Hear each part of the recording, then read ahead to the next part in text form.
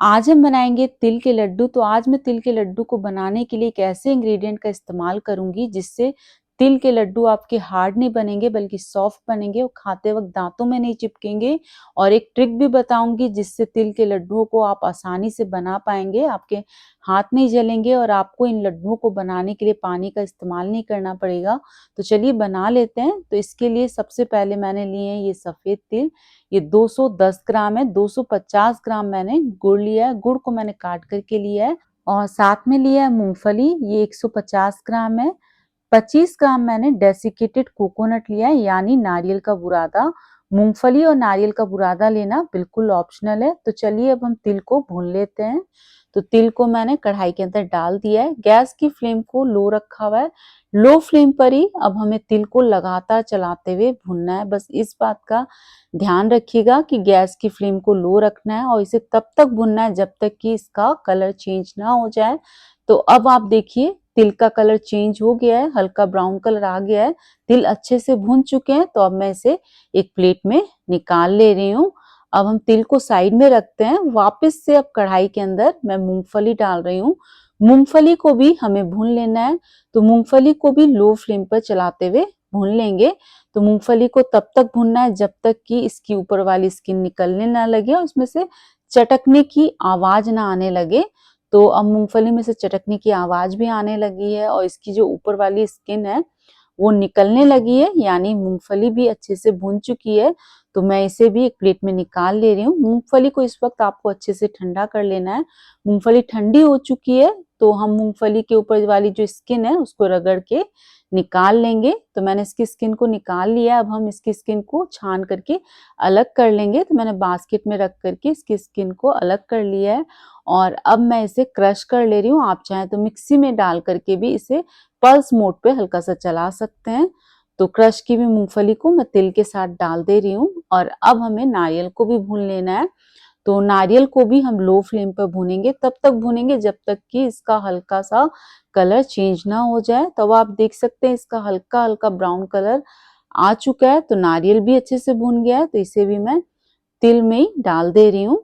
अब हम इसके अंदर डालेंगे इलायची का पाउडर। तो मैं इसमें आधा छोटा चम्मच इलायची का पाउडर डाल रही हूँ। सभी चीजों को मिक्स कर लेंगे। अगर आपको इलायची का फ्लेवर तिल के लड्डू में नहीं पसंद है तो आप इसे स्किप भी कर सकते हैं। और अब मैंने कढ़ाई में डाल दिया है 1 चम्मच घी। घी में अब मैं डाल दूंगी गुड़। तो हमने जो गुड़ को काट करके रखा है उस गुड़ को डालेंगे। तो जब भी आप गुड़ को डालें तो उसको या तो कद्दूकस करके डालें या उसको छोटे छोटे टुकड़ों में काट करके डाल दें। और अब हम गुड़ के अंदर डालेंगे पानी। तो मैं इसमें लगभग 4 बड़े चम्मच पानी डाल रही हूँ। पानी डालने के बाद अब हम इसे हल्का सा पिघलने देंगे। तो गुड़ इस समय पिघलना शुरू हो गया है। तो अब हमें इसे लगातार चलाते हुए पकाना है। गैस की फ्लेम को लो मीडियम रखिएगा और इसे उबाल आने तक पकाएंगे। तो इसमें अब देखिए उबाल आना शुरू हो गया है। तो जब इस तरीके से उबाल आने लगे तो आप इसे चेक करते रहिए कि चाशनी तैयार हुई है कि नहीं।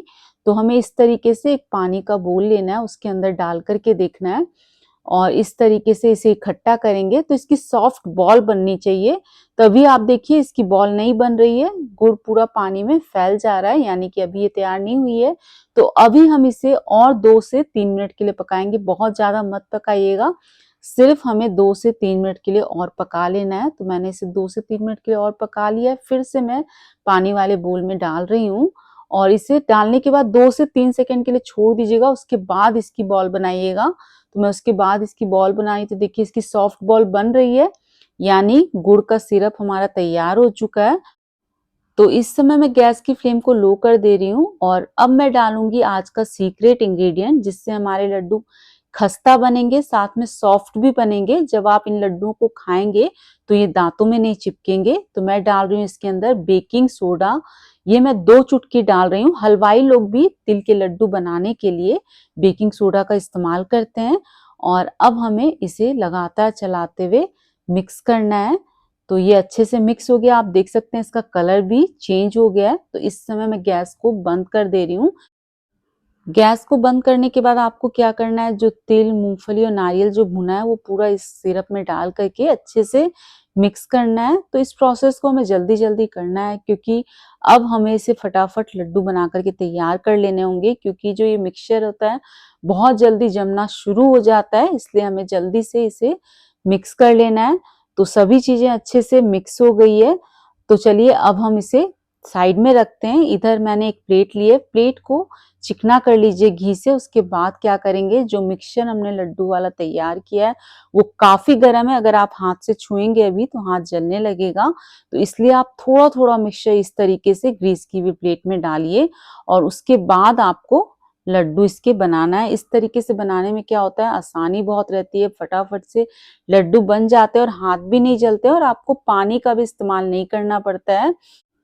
बस लड्डुओं को आप थोड़ी-थोड़ी दूरी पर रखिएगा, क्योंकि अभी ये गर्म है तो ये हल्के चिपचिपे हैं, तो एक दूसरे के ऊपर रखेंगे तो ये चिपकने लगेंगे, इसलिए आपको थोड़ा अलग-अलग रखना है। तो एक प्लेट में मैंने सारे लड्डू बना लिए थे और जो कुछ लड्डू का मिक्सचर बचा था वो मैं दूसरे प्लेट में बना करके रख दे रही हूँ।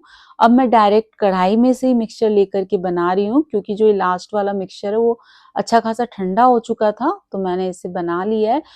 तो सारे लड्डू मैंने बना लिए हैं। लड्डू को बनाने के बाद थोड़ी देर 15 से 20 मिनट के लिए छोड़ देंगे ताकि ये चिपके नहीं। तो अब आप देखिए लड्डू बिल्कुल नहीं चिपक रहे हैं, मैंने इनको एक साथ रख दिया है। तो हमारे सारे लड्डू बन कर के तैयार है, मैं आपको तोड़ करके भी दिखाऊंगी। तो आप देख सकते हैं कितने सॉफ्ट लड्डू बने हैं। तो आप भी एक बार इस रेसिपी को ट्राई करिए और रेसिपी पसंद आए तो प्लीज लाइक शेयर सब्सक्राइब करना ना भूलें।